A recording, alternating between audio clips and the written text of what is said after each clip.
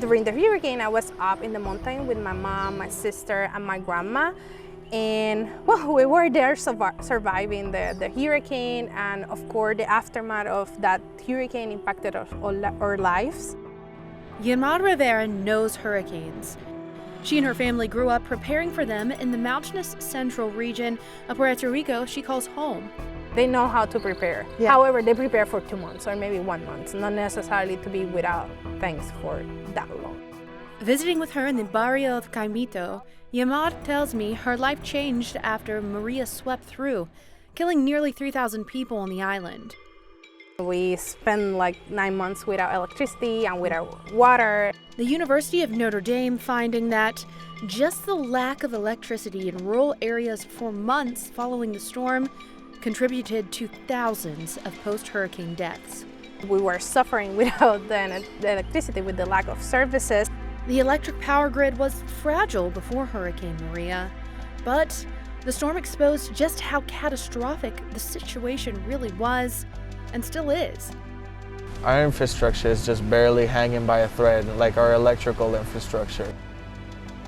In San Juan, with Javier Marchani Perez, a University of Puerto Rico student, he says the situation is nowhere close to being fixed. At least once a week, power goes out at home. So we still have blackouts from time to time, some that last from just a handful of minutes to an entire day. It's why so many people left Puerto Rico and continue to leave.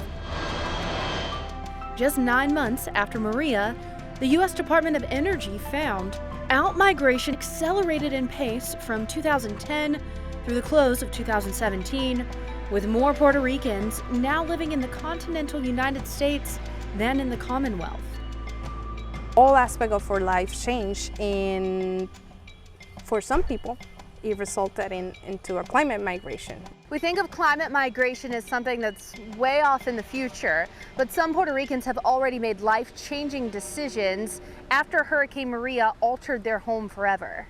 Wanting to improve her family's situation motivated Yíamar to move to Arizona in order to finish her PhD because the entire education system in Puerto Rico collapsed. After Maria, we saw many students, including Yíamar, that had a tremendous impact from the hurricane. Like we had students that saw their house fly away. Yíamar returned to Puerto Rico to work on her dissertation, helping vulnerable communities like her own. We have a project that promotes energy security, and for that, it's like in an event of hurricane, people can have energy quickly. And there's like 6 panels. She's also involved in building other living experiments around the island, all of which help reduce the amount of energy being consumed by an already weakened grid, hoping to reverse the climate migration and keep her people on their island. My aim is to have like a future where we can survive, but more than survive, like thriving, kind of thriving with our own resources.